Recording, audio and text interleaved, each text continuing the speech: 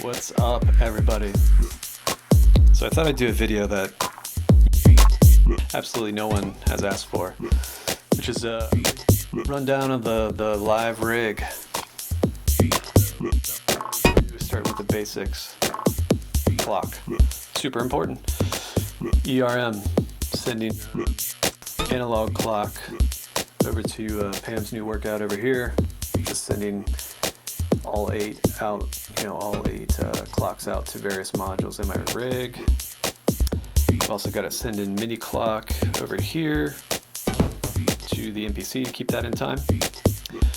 And then from the MPC, so another crucial part of the setup, MIDI channel A.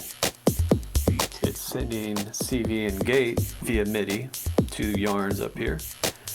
Yarns is controlling two of the percussion modules, so Plats and Plonk. It's also got CV and gate coming out to my bass or lead modules. So I got Domino up here. Down here in this rat's nest is what is it? Osiris. So outside of that, MIDI channel B from the MPC is controlling the OB6 over here. I find the OB6 necessary just because I struggle with harmony and Eurorack.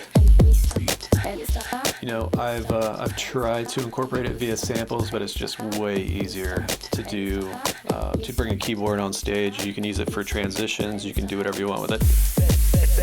In terms of like soloing, if you want to play along with the track you've created. That's how it works. For me anyways. And I guess the overall design philosophy of this box is, you know, it's not sound design. Essentially, it's interactive stuff that don't have to menu dive into, that I can control via the knobs or sliders, which everyone loves. And it's not like I'm making Grammy award-winning music. So the music I'm making is, you know, repeatable, rhythmic groove music. So I'm not making generative music, or I'm not making improvisational techno.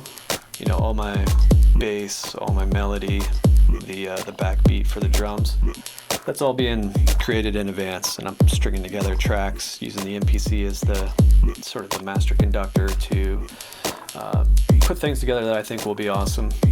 The randomness will come, you know, from the percussion modules generally.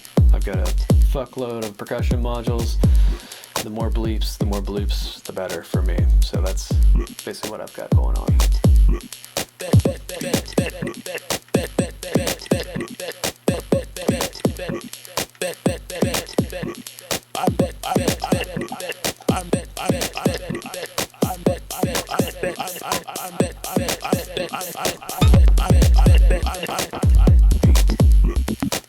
Speaking of random bleeps and bloops, just brought in Plonk.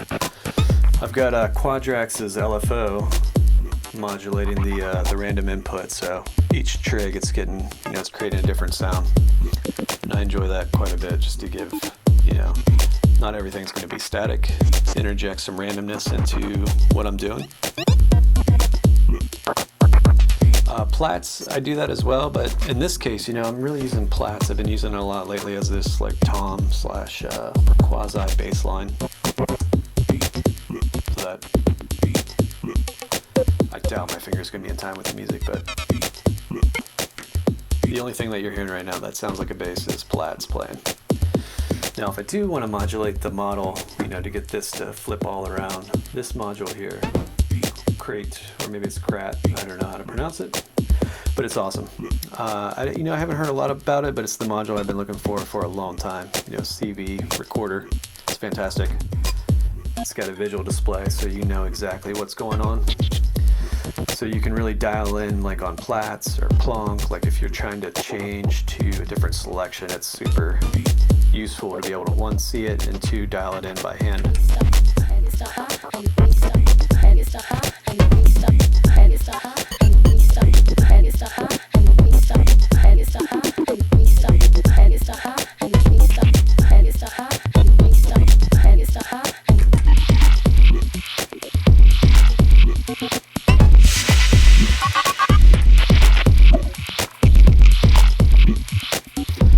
drums. Lots of drums going on.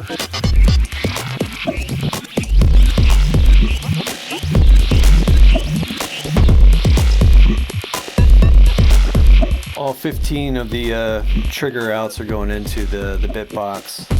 Lapse the sauce over here where you see my hand parked. I've got this CD coming out from this going to the external ends. External ends here into the bit box, and I think it's just a perfect match because I like to do obviously filter cutoffs, all the cliche things you want to do, filter sweeps. You can just assign it within the bit box and then send your CD from the lapse the sauce. It's a great way to get some hands-on control. Over on this side here, I've got the mutes module, which I think is crucial if you want to use, well, I shouldn't say, you don't have to, but I love it with, this performance mixer, which I had the Hex or the Bafacco mixer system, and while I liked it, I really think this is almost like a work of art. So WMD, hopefully you can make your triumphant return sometime soon. But being able to sit on both sides of your rig and mute things, control sounds over here, it's great.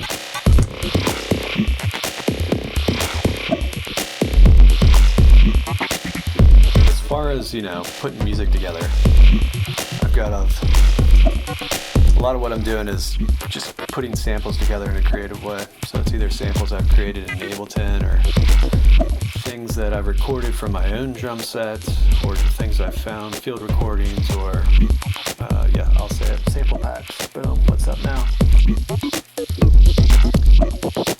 Just trying to create a vibe with your samples and make things interesting.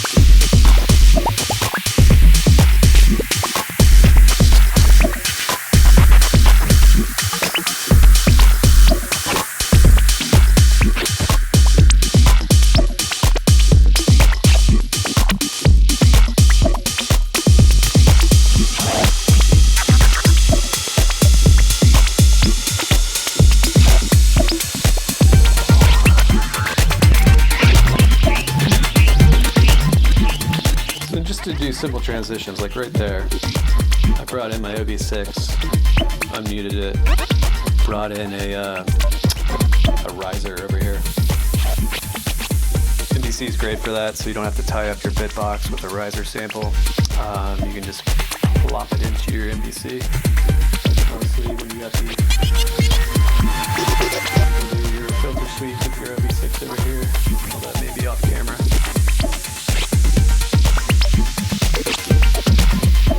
Zap's newer percussion module I picked up. Obviously, if you like fart sounds, if you like modular, squiggy, squiggles, squigglaws, any of that stuff, you'll just get a plethora of sounds. And the randomness of it is like right up my alley. So, you can dial in your random by voice or by the whole group. It's great.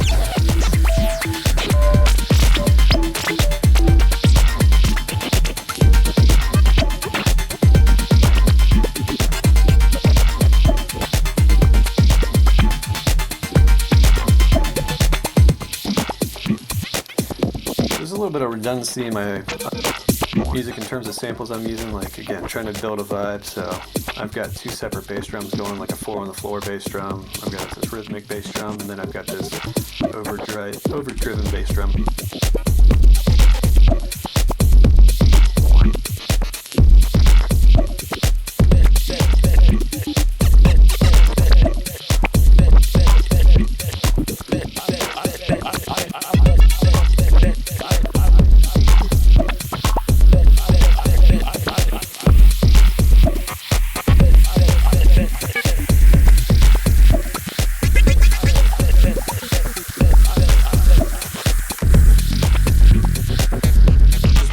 The domino some low, more typical bass line.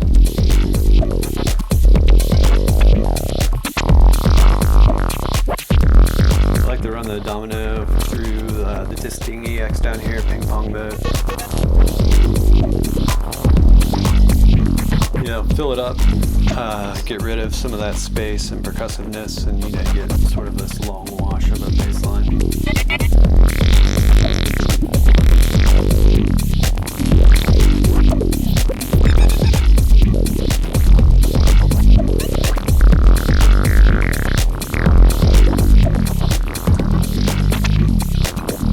As far as the, you know, these percussive voices, one thing I do want to bring up when I'm just getting lost in this jam here is, you know, I'm using the envelopes out of stages and quadracs in some cases to make sure that the decays are controllable on either plats or plonk. So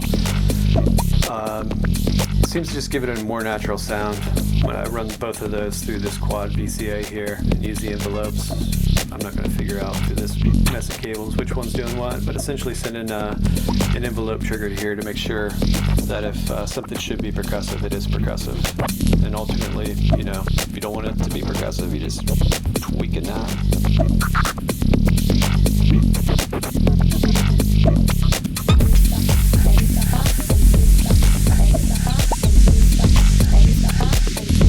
So as far as tracks go, you know, I'm always up for transition. So my goal when I'm making this music is to figure out how I can get to the next piece.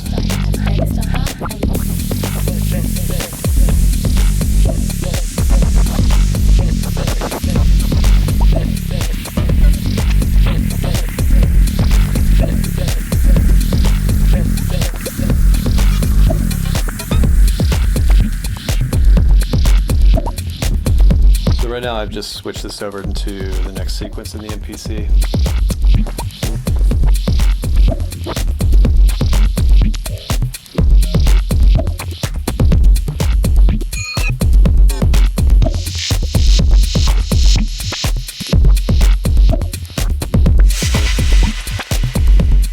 You know, live, I would read the audience to see how long this is going to last, but you know, personally I could sit on this groove for a long time. Lots of random percussion coming in and out. Just got a thick groove to keep people moving.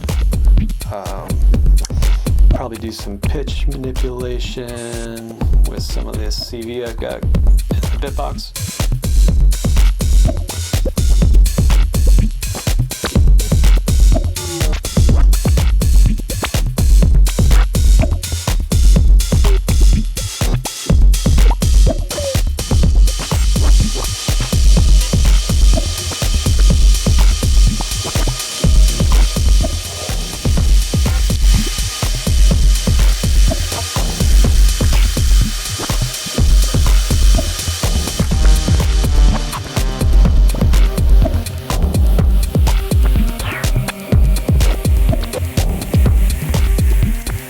Again, just brought in the OB6. I'm also using the MPC for the plugins. A reasonable enough synth sound to keep things flowing. Bring in second tracks.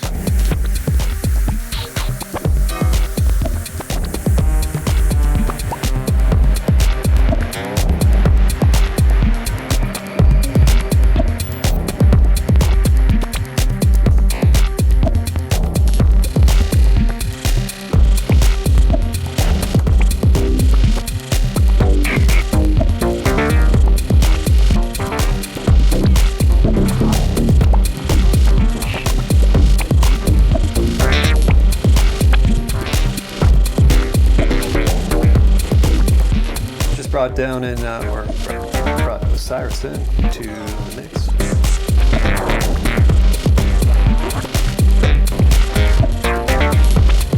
This is to do a little call response.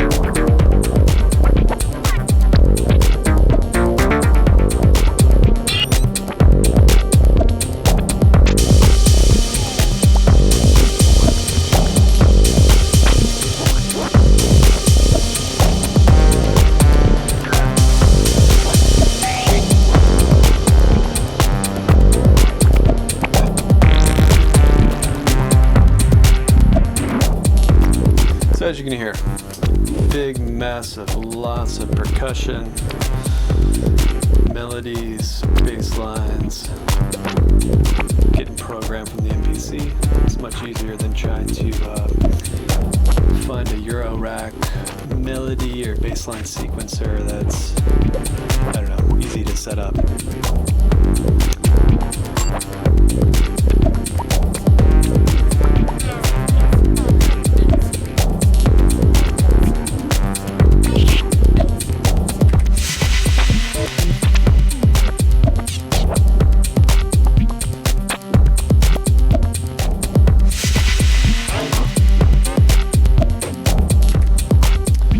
I think I hit the 15-minute mark. Oh, actually, I'm over. So I think I'll just wrap it up there. So high level, giant, expensive groove box. Definitely don't have to have modular to make any of these sounds, but you'll probably have at least 100% more fun. That I can guarantee. Maybe not.